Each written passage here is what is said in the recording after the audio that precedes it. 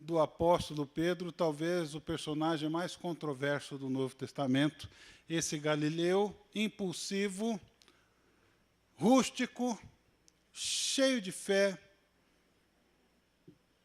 capaz dos maiores atos de coragem e também das mais horrendas covardias.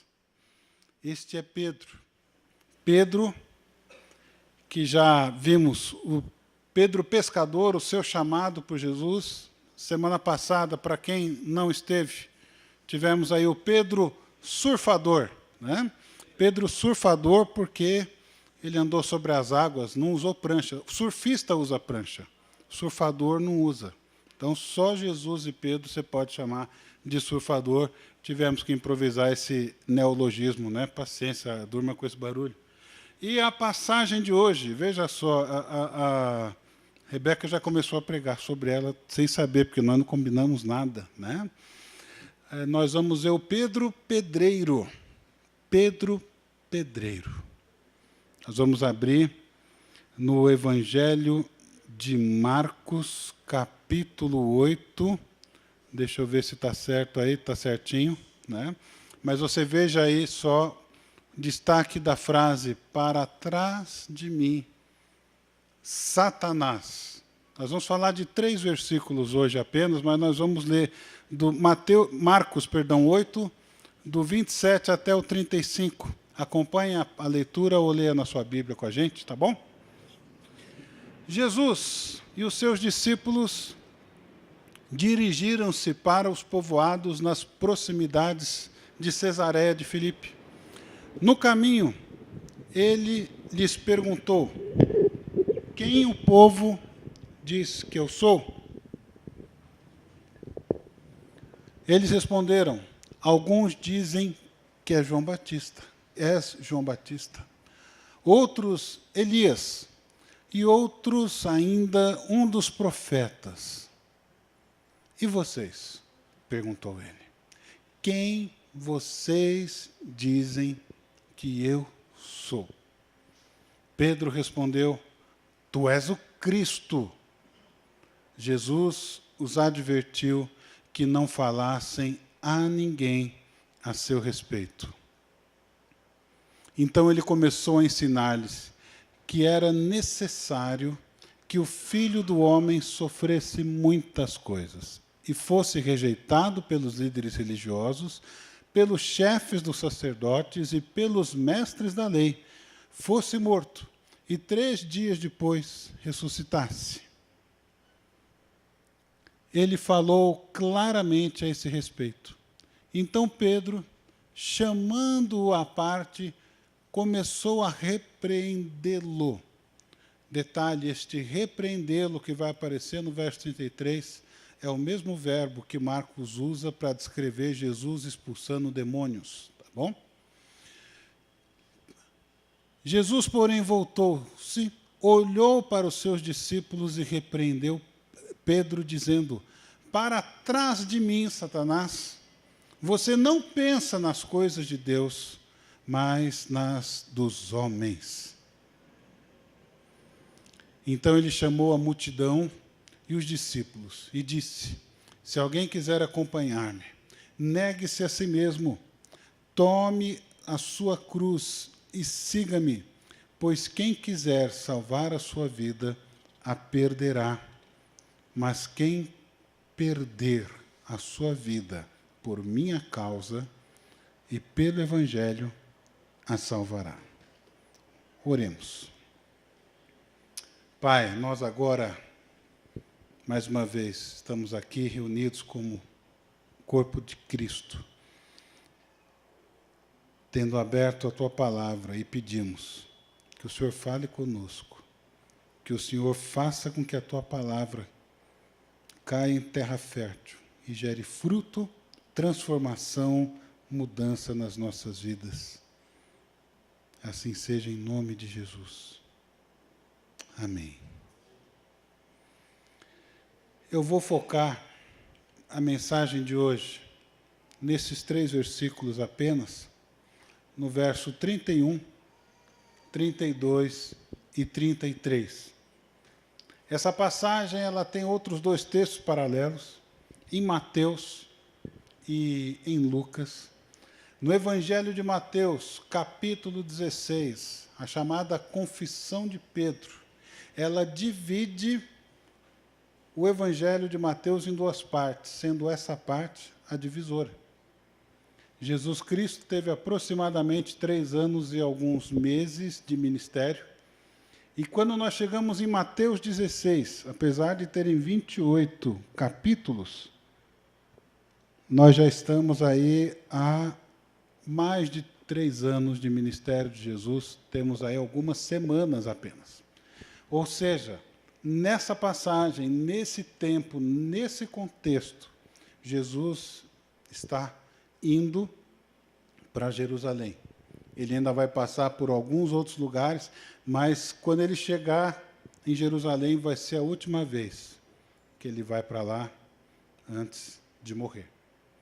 Então, nós estamos hoje, no domingo que antecede a Páscoa. Vamos meditar na vida de Pedro. E eu achei que esse texto cairia bem hoje.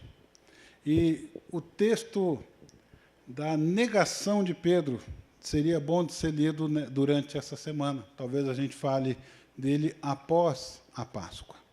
Mas é importante a gente perceber o seguinte: Jesus Cristo está já no fim do seu ministério. No Evangelho de Mateus, Jesus faz a mesma pergunta: quem as multidões dizem que eu sou? Como é que está o Ibope?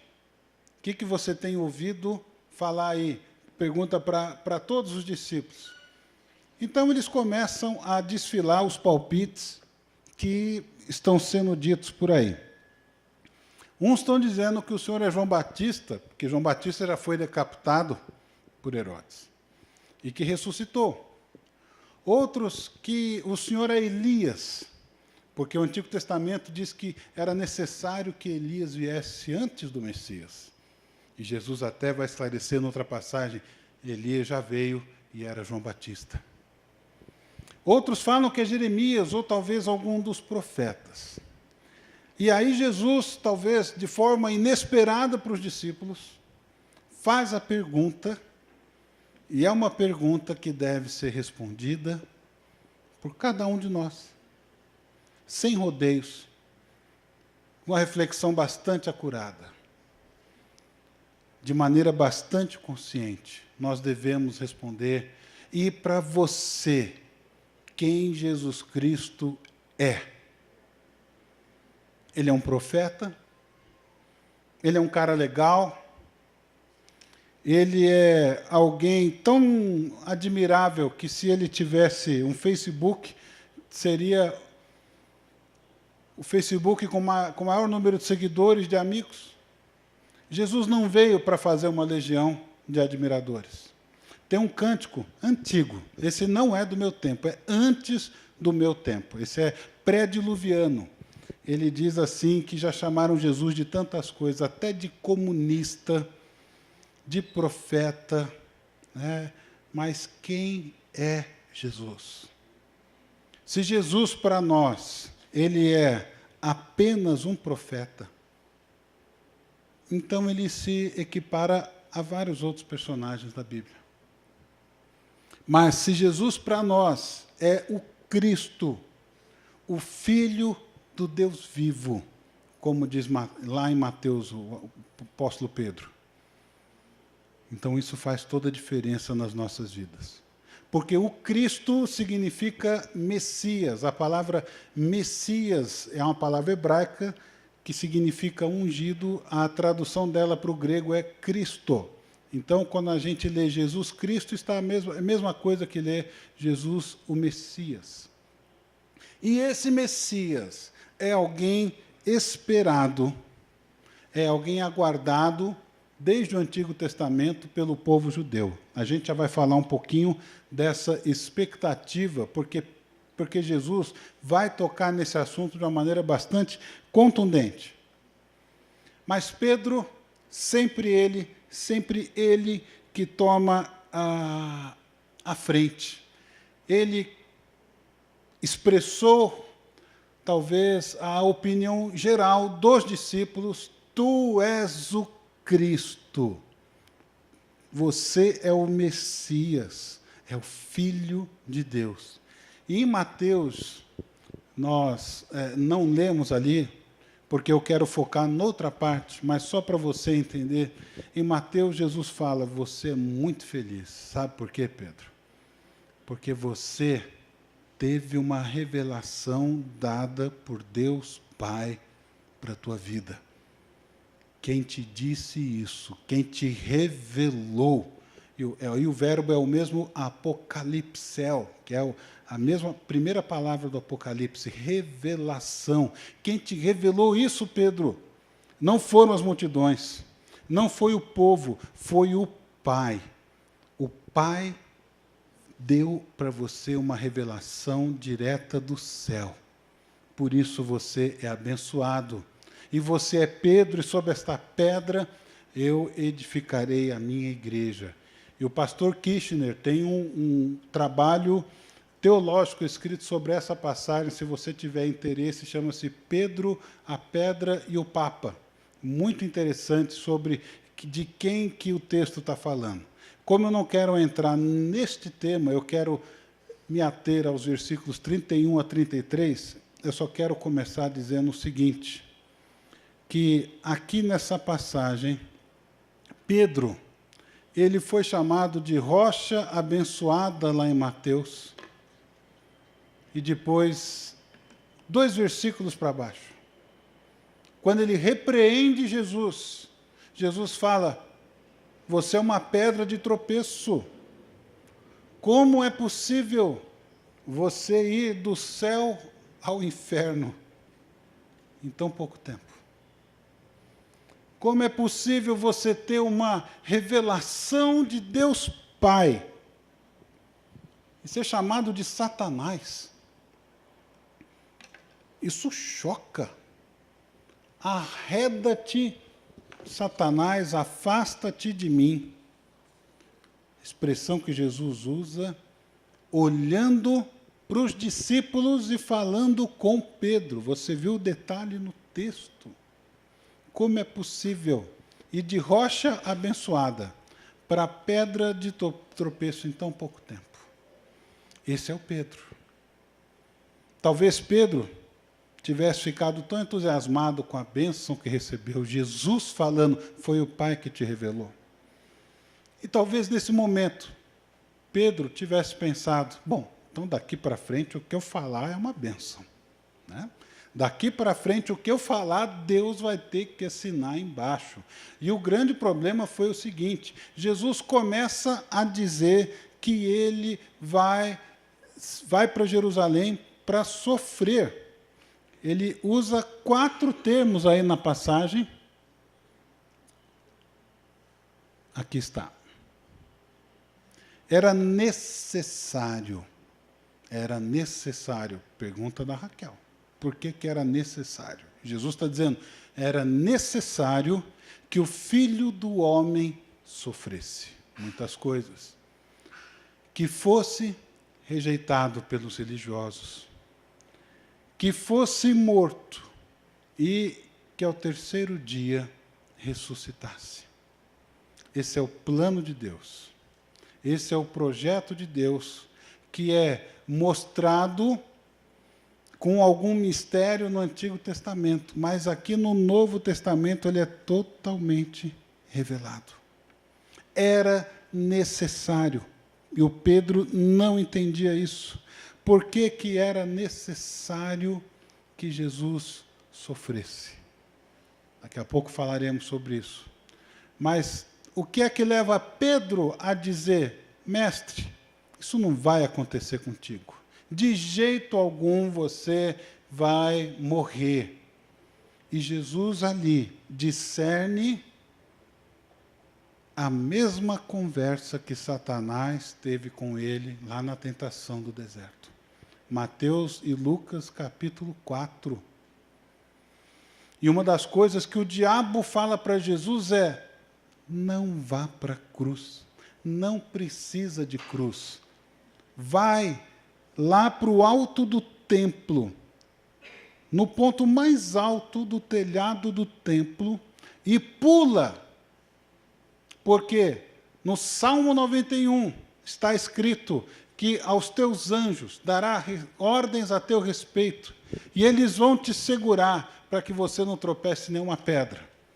A proposta do diabo é a seguinte: para que a cruz? Para que o sofrimento? Faça um big show no meio da cidade, da capital. Faça um paraquedas angelical. E todo mundo vai acreditar que você é o Messias.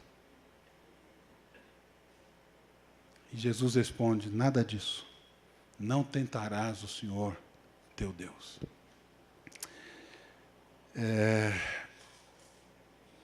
Jesus Cristo veio ao mundo para salvar os pecadores.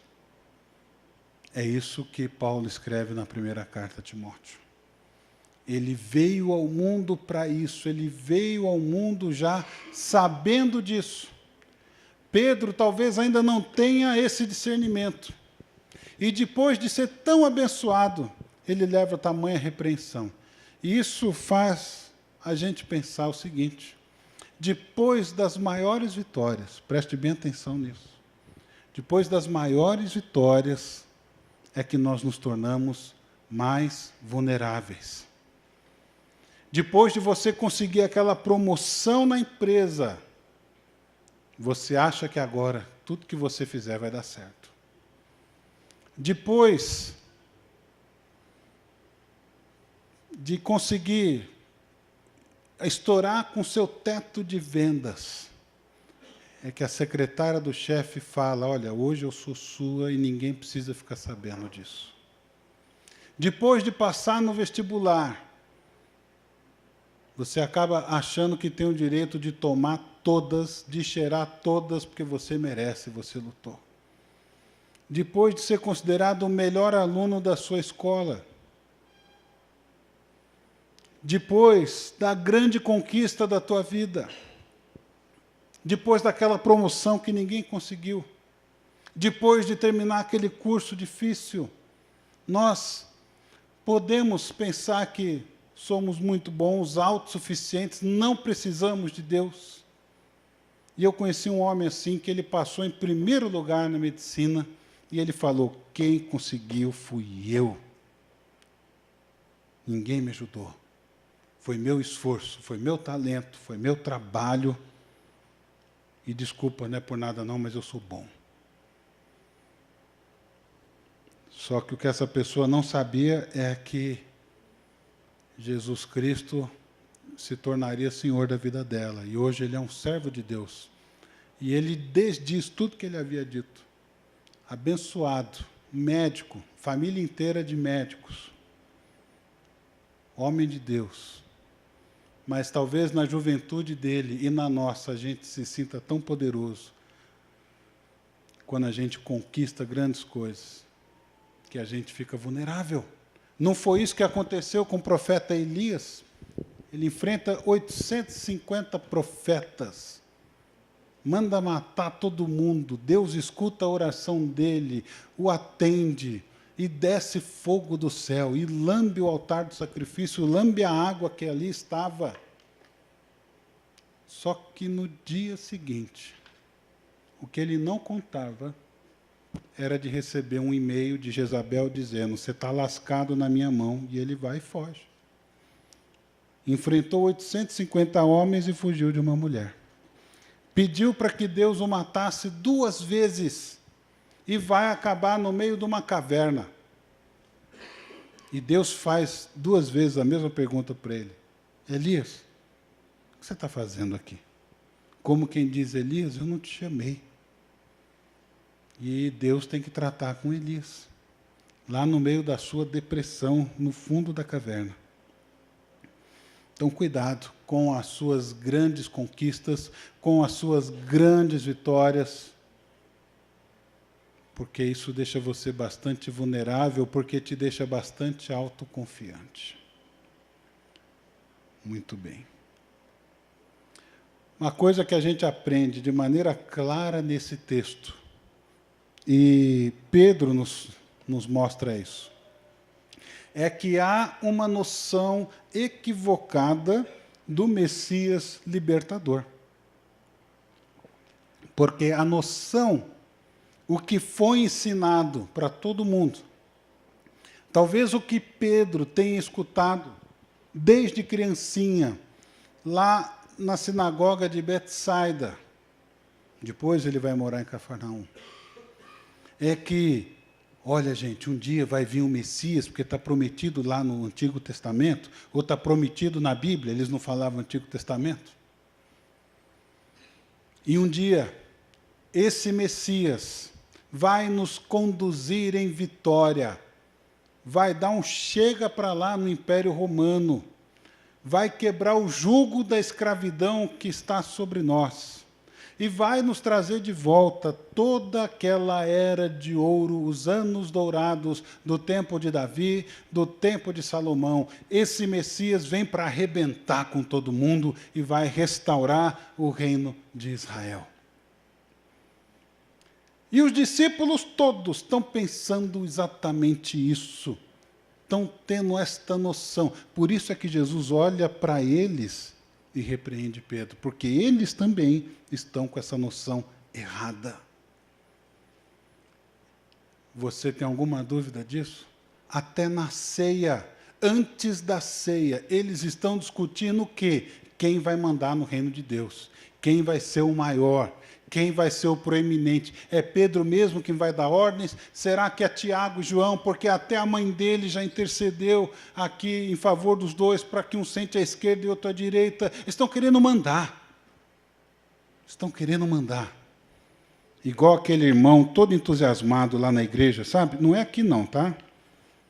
Então, chegou lá na igreja num sábado, estava todo mundo ali. Escuta, você vai ali, precisa arrumar aquele caminhão que está descendo e coisa. Você precisa lavar as coisas da cozinha, porque nós vamos ter almoço daqui a pouco. Você dá uma ajeitada ali no templo, porque o templo está todo sujo. Você vai lá atrás, cuidado que está faltando. Você vai ali na frente, porque você vai receber os convidados do dia. Mas e você? Ah, não. O meu dom é mandar, eu não faço nada, eu só mando. Eles estavam querendo mandar. Eles não estão querendo fazer. Estão querendo ordenar, estão querendo poder. Por isso é que Jesus lava os pés dos seus discípulos antes da ceia, antes da mesa do Senhor, para mostrar, vocês estão entendendo que é através do serviço é que vocês se tornam os maiores? É através de oferecer ajuda e não de mandar, de disparar ordens. Então, a noção equivocada, talvez, deles, venha desse Messias libertador. A gente precisa, então, abrir um pouquinho o livro lá do profeta Daniel, porque essa expressão filho do homem vem de lá. E quando Jesus fala, o filho do homem não veio para ser servido, mas para servir e dar a sua vida em resgate de muitos. Essa expressão filho do homem vem exatamente de Daniel, capítulo 7, versos 13 e 14. E o profeta Daniel está tendo muitas visões, vem anjo falar com ele, e uma dessas visões ele tem a seguinte revelação. Em minha visão à noite, vi alguém semelhante a um filho de homem, vindo com as nuvens do céu. O começo do Apocalipse faz exatamente essa declaração. E ele se aproximou do ancião, alguém que estava sentado no trono, e foi conduzido à sua presença. Este filho do homem recebeu autoridade, glória e o reino. Todos os povos e nações e homens de todas as línguas o adoram. Seu domínio é um domínio eterno que não acabará, e seu reino jamais será destruído. Esse é o Messias. Esse é o Messias que nós estamos esperando, que ele é o homem poderoso, digno de todo louvor e toda a adoração. Esse é um quadro de 1870 a 1873, pintado por William Hunt, chama-se A Sombra da Morte. É com este quadro que o John Stott começa o seu livro A Cruz de Cristo, um livro cuja leitura recomendo a todos.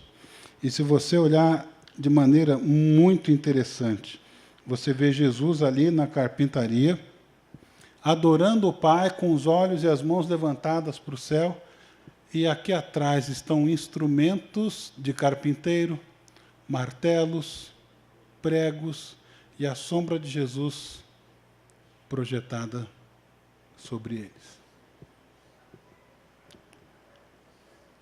Um pano que talvez lembre uma coroa de espinhos vermelha, uma senhora aqui que provavelmente é Maria, e quando ela olha para essa sombra, ela fica assustada.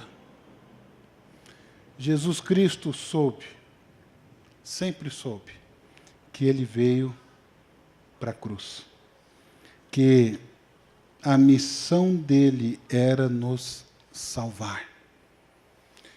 O que os judeus pensavam é que o Messias vinha para arrebentar, mas eles não entendiam, era uma figura meio enigmática, lá dos capítulos 43, 44 e 53, principalmente 53 do profeta Isaías. Jesus vai dizer que o Filho do Homem e o servo sofredor são a mesma pessoa. E que não é através do braço forte, da imposição, que o Messias triunfará. O triunfo do Messias não viria através da força física, viria através da cruz.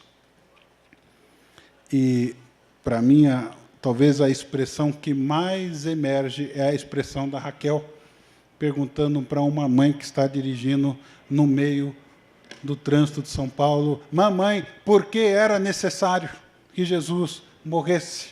E Jesus fala aqui, era necessário. E algumas vezes a Bíblia vai dizer, era necessário.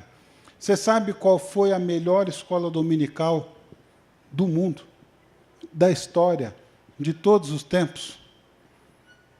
Da classe do Daniel hoje está em segundo lugar, não está em primeiro. Em primeiro foi na estrada de Emaús, quando aqueles 2 discípulos, tão tristes, indo sem esperança para Emaús.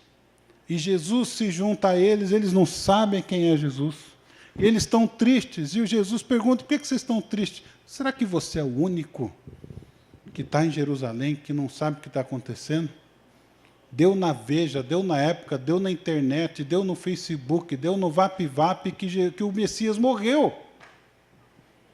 Você não está sabendo? E Jesus fala: foi isso que eu lhes falei enquanto ainda estava com vocês. Era necessário que se cumprisse tudo que está escrito a respeito na lei de Moisés. Ele falou isso lá para Emaús, e essa passagem aqui ele fala de novo, quando os 2 de Emaús voltam para falar para os 12, nós vimos o Messias, e o próprio Cristo aparece de novo. Era necessário que ele morresse, porque não adiantaria que nenhum de nós morresse, porque todos nós nascemos dentro da prisão do pecado. Todos nós herdamos o pecado dos nossos pais, o pecado de Adão e Eva, só Jesus que não. A única solução era Jesus ter vindo ao mundo, 100% homem, 100% Deus, para manter o amor e a santidade de Deus. Porque a lei de Deus diz: a alma que pecar, essa morrerá. Está escrito lá no Pentateuco.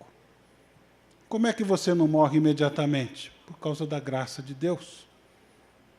Porque Deus permitiu que o sangue de um animal cobrisse o seu pecado temporariamente, de maneira imperfeita, até que o Cordeiro de Deus viesse de uma vez para perdoar todos os pecados do mundo inteiro, presentes, passados e futuros. De uma vez por todas, Jesus Cristo paga o preço do pecado na cruz. E só Deus é capaz de entender o tamanho do problema, da profundidade do pecado e da sua cura. Jesus veio ao mundo para salvar os pecadores. Era a única maneira de fazer isso. Se Deus falasse, fica por isso mesmo, vamos fazer o seguinte, esquece tudo, ele deixaria de ser santo. Então, a santidade de Deus não pode ser violada. Alguém vai ter que morrer. Um sangue de um animal perfeito vai ter que ser derramado. O Cordeiro de Deus morreu por causa disso.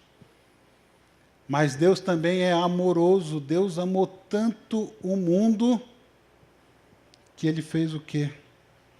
Que Ele deu o que Ele tinha de melhor. Ele deu o seu Filho. O amor dele não ficou nos versos, ficou expresso nas atitudes. E aí me faz pensar nos atalhos espirituais que muitas vezes nós queremos tomar, porque nós queremos dizer não para o sofrimento, nós queremos dizer não para a cruz. E eu garanto uma coisa, atalhos espirituais nem o ex oferece para você. Esses atalhos ele não pega. Sabe por quê? Porque é fria. Não existe atalho espiritual. Atalho espiritual é conversa de Satanás. Você quer crescer, mas não quer malhar. Você quer aprender a ter paciência, mas você não quer ser treinado. E o Ricardo Barbosa diz, cuidado com os atalhos. Um texto muito bom dele. A falta de tempo, aliada à cultura do instantâneo, do fast food, tem criado um novo tipo de consumidor. Impaciente e narcisista. Ai de quem falar, você pode esperar um minutinho na fila, por favor? Não, você quer agora. Você é fast food, meu, tem que estar pronto. Esse consumidor não sabe esperar. Prefere os atalhos do que os caminhos longos. Prefere a satisfação imediata do que o crescimento maduro. Prefere as relações superficiais, porque é muito mais fácil ter um relacionamento superficial do que as amizades verdadeiras. A amizade verdadeira leva tempo. A amizade verdadeira tem que investir muito. A amizade verdadeira a gente se machuca e também machuca. Então a gente prefere a superficialidade, o instantâneo. Pedro foi vítima do diabo, foi instrumento do diabo aqui para tentar Jesus. E ele vai escrever mais tarde, na sua primeira carta, já tendo recebido o Espírito Santo em Atos 2, e um pouco antes de morrer, ele escreve na primeira carta de Pedro, capítulo 5, versos 8 e 9. Estejam alertas e vigiem. Porque uma vez eu vacilei, quase que está escrito isso aí, não é? O diabo, o inimigo de vocês, anda ao redor como leão, rugindo e procurando a quem possa devorar. Resistam-lhe, permanecendo firmes na fé, sabendo que os irmãos que vocês têm em todo o mundo estão passando pelos mesmos sofrimentos.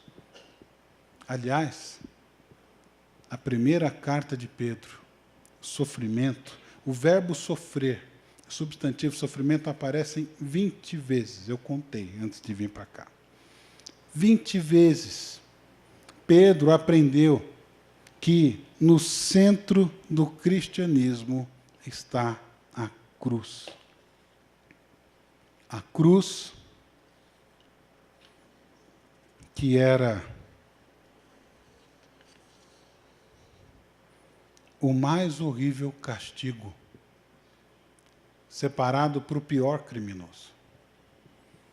Nenhum cidadão romano, poderia ser crucificado, pois essa morte terrível era reservada apenas para os inimigos de Roma. Jesus morreu a morte mais dolorosa, para que nós pudéssemos hoje ter vida. Por isso, a cruz hoje, ela simboliza amor e sacrifício. E Pedro vai falar muito de sofrimento e de glória. O Pedro que sugeriu para Jesus, isso não vai te acontecer, depois a ficha caiu para ele. E ainda Jesus disse, olha, quando você for velho, você vai para onde você não quer ir, porque outros vão te levar. Isso dizendo de que maneira ele haveria de morrer. E a tradição histórica diz que Pedro morreu crucificado, mas quando soube da sua sentença, pediu para ser crucificado de cabeça para baixo, porque ele se achava indigno de morrer da mesma forma que o Senhor Jesus. Depois que o Pedro recebe o Espírito Santo, ele não foge mais do sofrimento. Ele aceita o sofrimento se é para a glória de Deus. E muitas vezes nós não queremos sofrer, não é mesmo? Ocorre que, às vezes, Deus tem um sofrimento para que nós possamos aprender a confiar nele. Lembram daquela noite de fracasso que Pedro teve? Pescou e não achou nada. Se esforçou a noite toda. Por causa daquela noite de fracasso, a vida dele foi transformada. Queridos, eu não sei qual é o sofrimento que você está enfrentando hoje. Eu não sei quais são as tuas dificuldades. Mas no centro do cristianismo está a cruz. E Jesus sofreu a dor mais angustiante que um ser humano é capaz de sofrer. E tudo isso sem merecer. Tudo isso ele sofreu por amor, porque ele se entregou voluntariamente. Daí o era necessário que ele morresse no nosso lugar, para que nós pudéssemos ser salvos. Por quê? Porque Deus nos amou demais. Então, nessa Páscoa, lembre-se dos sofrimentos, da paixão, da morte de Cristo, e celebre a sua ressurreição, porque Ele está aqui hoje, agora, presente no nosso meio, pronto para abençoar as nossas vidas e a vida daqueles que querem segui-lo. Vamos orar.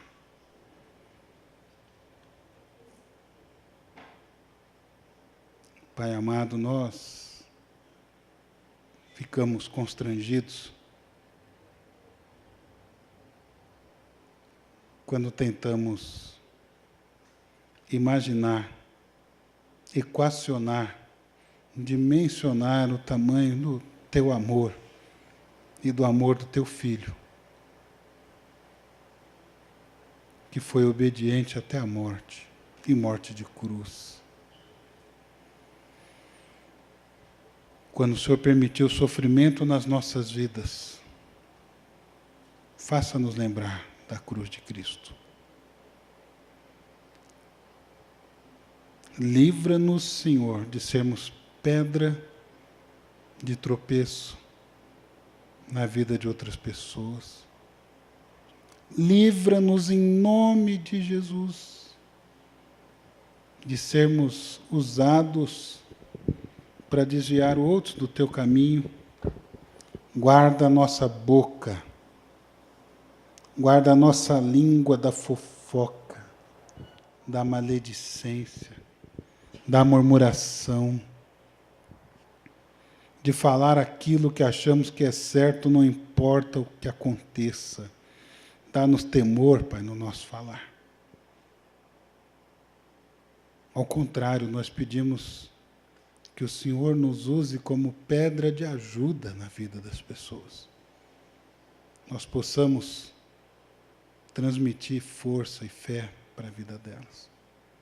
Obrigado pelo amor de Cristo. É em nome dele que oramos. Amém.